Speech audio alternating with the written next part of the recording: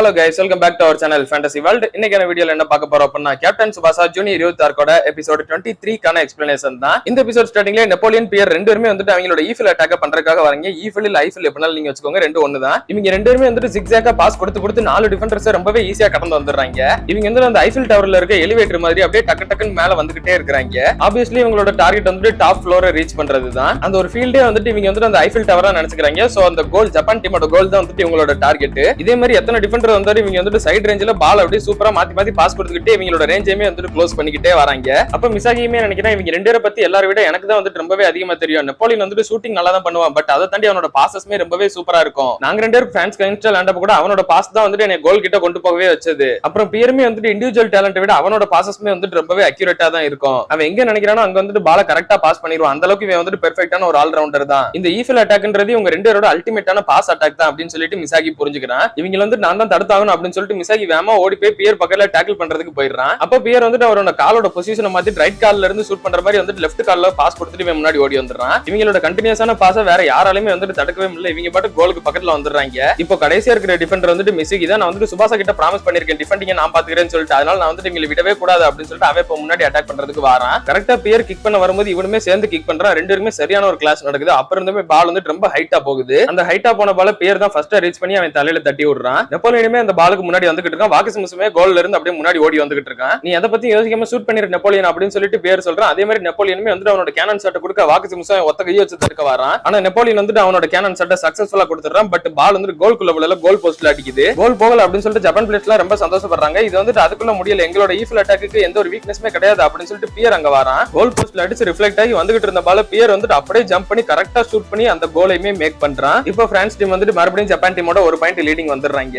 இன்னும் கேம்ல 5 நிமிஷம் தான் இருக்குது. அதனால பிரான்ஸோட ஆடியன்ஸ் எல்லாருமே வந்துட்டு ரொம்பவே இன்னும் என்கரேஜிங் ஆயிடுறாங்க. இவங்க ஒரு பாயிண்ட் லீடிங் போனது இல்ல. பியருமே அவன் டீம் மெம்பர்ஸ் கிட்ட வந்துட்டு யாருமே அவ்வளவு ஃப்ரீ ஆயிராதீங்க, ஜப்பான் டீம் வந்துட்டு இன்னும் கிவ் அப் பண்றதா இல்ல அப்படின்னு சொல்றான். அதே மாதிரி தான் சுபாசாவுமே வந்துட்டு கிவ் அப் பண்றதா இல்ல, நாங்க வந்துட்டு கண்டிப்பா கேட்ச் அப் பண்ணுவோம், நீங்க வேணா பாருங்கடா ஃப்ரெண்ட்ஸ் அப்படின்னு சொல்லிட்டு நிக்கிறான். இப்ப ஜப்பான் டீம் தான் பால கிக் ஆஃப் பண்றாங்க. சுபாசா தான் பால ட்ரிப்ளிங் பண்ணி கொண்டு வந்துட்டு இருக்கான். நாங்க வந்துட்டு கண்டிப்பா இந்த இடத்துல தோக்க மாட்டோம், வின் பண்ணியே தீருவோம் அப்படின்னு சொல்லிட்டு வந்துகிட்டு இருக்கான். ஆனா அந்த கிரவுண்ட்ல நிறையவே தனி தேங்கி இருந்ததுனால சுபாசாக்கு ட்ரிப்ளிங் பண்றதுக்கு கஷ்டமா தான் இருக்குது. அந்நேரம் ஒரு டிஃபெண்டர் இவனுக்கு ரொம்ப பக்கத்துல வந்துடுறான். இவன் வந்துட்டு பாஸ் மாத்தி கொடுத்துறான். ஆனா அந்த பால வந்துட்டு மறுபடியும் வேற எந்த பிளேயர் கிட்டயும் போகாம நட்டனோட கிரவுண்ட்ல போய் நின்றுது. அந்த பால ஈஸியாவே பிரான்ஸ் பிளேயர் ஒருத்தன் வந்துட்டு கிளியர் பண்ணி விட்டுட்டு போயிடுறான். அடுத்த கேம்க்குள்ள மறுபடியும் பால் வந்துட்டு சுபாசா கிட்ட தான் வருது. அவன் வந்து நினைக்கிறேன் என்னால தனியா ட்ரிப்ளிங் பண்ணிட்டு போக முடியாது, இங்க பிரேக் பண்ணிட்டு இவங்களை தாண்டி போக முடியாது, பாசஸ்மே இங்க இருந்து சரியா ஒர்க் அவுட் ஆக மாட்டேங்குது. அப்படின்னா இதுக்கு வந்து ஒரே ஒரு வழி தான் இருக்கு அப்படின்னு சொல்லிட்டு சுபாசா வந்துட்டு அவனோட டிரைவ் ஷாட்டுக்கு எய்ம் பண்றான். சுபாசா கரெக்டா அவனோட டிரைவ் ஷாட்டை கிக் பண்ண வரும்போது நெப்போலியன் உள்ள புந்து அந்த பால் வந்துட்டு பிளாக் பண்றான். அந்த பால் வந்துட்டு அப்படியே பவுன்ஸ் ஆகி நேரா கோஜிரோ கிட்ட தான் போகுது. கோஜிரோ நினைக்கிறேன் நமக்கு வந்து டைம் ரொம்பவே கம்மியா இருக்குது, சுபாசா நினைக்கிற மாதிரி லாங் ரேஞ்ச் ஷாட் தான் ஒர்க் அவுட் ஆகும்னு சொல்லிட்டு நினைக்கிறேன் அப்படின்ட்டு கோஜிரோ ஷூட் பண்ணலாம்னு சொல்லிட்டு நினைக்கும் போது பியர் வந்துட்டு அவன் பக்கத்துல போய் மார்க் பண்ணுங்க அப்படின்னு சொல்லிடுறான். ரெண்டு டிஃபெண்டர்ஸ் டக்குன்னு வந்துறாங்க. இவனுக்கு வந்து ஷூட் பண்ண முடியாதுன்னு சொல்லிட்டு தெரிஞ்சு போச்சு. சுபாசா கோஜிரோ ரெண்டு பேருமே வந்து லாங் ரேஞ்ச் ஷாட் அடிக்க விடாம பிரான்ஸ் டீம் நல்லாவே பாத்துக்கிறாங்க. இதே மாதிரி இவங்களோட லாங் ரேஞ்ச் ஷாட் ஒரு 5 நிமிஷத்துக்கிட்ட தடுத்தாலே போதும், நம்ம வந்துட்டு கண்டிப்பா வின் பண்ணிட முடியும். எப்படி இந்த கிரவுண்ட் மோசமா இருக்கிறதுனால இவங்களால பக்கத்துல நெருங்கி எல்லாம் வர முடியாது, அதனால ரொம்பவே கஷ்டம் தான் அப்படின்னு சொல்லிட்டு பியர் நினைக்கிறான். இன்னும் கேம்ல ஒரு 3 நிமிஷம் தான் டைம் இருக்குது. கோஜிரோக்கு என்ன பண்றதுன்னு சொல்லிட்டு புரியல, யார்கிட்ட பாஸ் பண்றது இல்ல லாங் ரேஞ்ச் ஷாட் அடிக்க முடியல அப்படின்னு சொல்லிட்டு ஒன்னும் புரியாம நின்னுட்டு இருக்கான். அப்போ மீகாமி கிட்ட டாச் பண்ண டீம்ஸ் வந்து நீங்க வந்துட்டு எங்களை இப்ப உள்ள இறக்கி தான் ஆகணும் கோச், நாங்க தான் வந்துட்டு இந்த டைமுக்கு கரெக்டா இருப்போம், எங்களோட ஸ்கைல் அப் கறிக்கணும் நாங்க யூஸ் பண்ணி பாயிண்ட் வாங்கி தரோம் அப்படின்னு கேக்குறாங்க.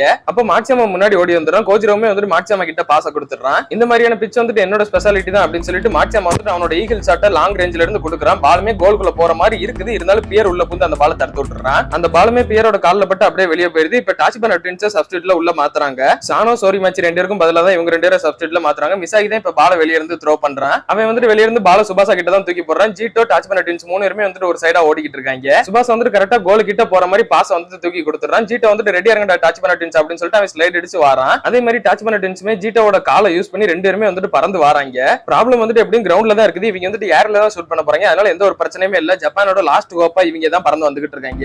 ரெண்டு பேருமே பறந்து வந்து கரெக்டா இவங்களோட ட்வின் ஷாட்டை கொடுக்குறாங்க. அப்போ பியர் வந்துட்டு இல்ல நான் விடவே மாட்டேன் அப்படின்னு சொல்லிட்டு இவங்க ரெண்டு பேரோட ஷாட்டையுமே வந்துட்டு பிளாக் பண்ணிடுறான். இந்த ட்ரிக்கை நான் வந்துட்டு அர்ஜென்டினா கேமோடய பார்த்துட்டேன், நான் இருக்கிற வரை கண்டிப்பா உங்களால ஸ்கோர் பண்ணவே முடியாது அப்படின்னு சொல்லிட்டு பியர் சொல்றான். பியருமே நினைக்கிறேன் அவங்க டீமோட அந்த கோஜிரோ சுபாசா அப்புறம் மாட்சியாமா இவங்க எல்லாரோட லாங் ரேஞ்ச் ஷாட்டையுமே தடுத்தாச்சு, சோ நாங்க தான் வந்துட்டு கண்டிப்பா வின் பண்ண போறோம் அப்படின்னு சொல்லிட்டு ரெஃபரியுமே விசில் பண்றதுக்காக வாட்ச பாத்துக்கிட்டே இருக்காரு. அந்நேரம் மிசாகி வந்துட்டு அதுக்குள்ள யாரும் கிவ் அப் பண்ணிடாதீங்க அப்படின்னு சொல்லிட்டு பால ரிசீவ் பண்றான். மிசாகி வந்துட்டு அந்த மாதிரி தனியா இருக்கிற கிரவுண்ட்ல கூட சூப்பரா ட்ரிப்ளிங் பண்ணி முன்னாடி வந்துகிட்டு இருக்கான். இப்ப கிரவுண்டோட மோசமான கண்டிஷன்ல கூட மிசாகி வந்துட்டு ரெண்டு டிஃபெண்டர்ஸை தாண்டி இப்ப முன்னாடி வரான். அதுக்கடுத்து வரிசையா 3வது 4வதுன்னு சொல்லிட்டு வந்த ரெண்டு டிஃபெண்டர்ஸையும் தாண்டி இப்ப முன்னாடி வந்துடுறான். இந்த மாதிரி பிச் கண்டிஷன்ல கூட இவனோட பால் கண்ட்ரோல் வந்துட்டு ரொம்பவே அமேசிங்கா இருக்குது அப்படின்னு சொல்லிட்டு கல்சே சொல்றான். சுபாசாவை தாண்டி ஜப்பான் டீம்ல இன்னொரு எப்படி ட்ரிப்ளிங் பண்ண இருப்பான்னு சொல்லிட்டு நான் எதிர்பார்க்கவே இல்லை அப்படின்னு சொல்லிட்டு தியாஸ் சொல்றான். மிசாகி நினைக்கிறேன் இந்த கேம்ல நான் வந்துட்டு வந்துட்டு கண்டிப்பா வின் பண்ணியே தீர்வேன். இந்த டோர்னமெண்ட் முடிஞ்சது அப்படின்னா நான் வந்துட்டு திரும்பவும் இவங்க எல்லாரும் கூட விளையாட போறது கிடையாது. நான் வந்துட்டு பிரான்ஸ்ல இருக்கலாம், பட் இருந்தாலும் நான் வந்துட்டு ஜப்பான் பிளாக வியர் பண்ணி ஜப்பானுக்காக தான் கடைசி வரை ஃபைட் பண்ணுவேன் அப்படின்னு சொல்லிட்டு மிசாகி நினைக்கிறான். இன்னுமே ரெஃபரி வந்துட்டு அவரோட வாட்சை தான் பாத்துக்கிட்டு இருக்காரு. இப்ப மிசாகிக்கு முன்னாடி இன்னொரு டிஃபெண்டருமே வெயிட் பண்ணிக்கிட்டு இருக்கான். அது வந்துட்டு பியர் தான்.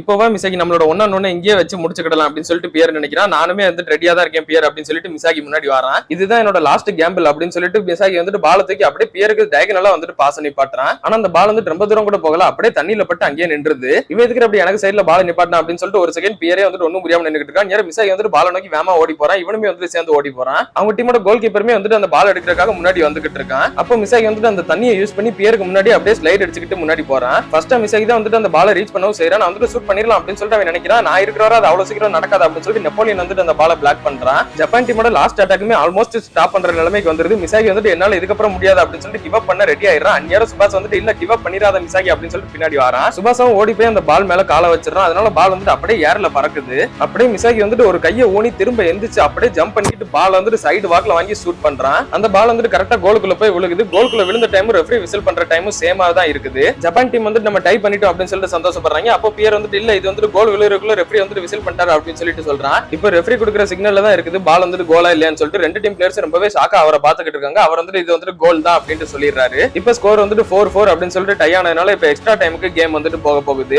எல்லா ஜப்பான் பிளேயர்ஸ்மே வந்துட்டு மிசாகி சூப்பரா அப்படின்னு சொல்லிட்டு அவனை தான் வந்து பாராட்டிக்கிட்டு இருக்காங்க. மிசாகியுமே வந்துட்டு இன்னும் கொஞ்ச நேரம் எனக்கு வந்துட்டு இந்த டீமோட விளையாடுறதுக்கான ஆப்பர்ச்சுனிட்டி கிடைச்சிருக்கு அப்படின்னு சொல்லிட்டு ரொம்பவே சந்தோஷப்படுறான். ஜப்பான் பிளேயர்ஸ் எல்லாருமே இதே மாதிரி ரொம்ப ஹாப்பியா இருக்கு. அப்படியே கட் பண்ணி இதோட இந்த ஒரு எபிசோட முடிக்கிறாங்க.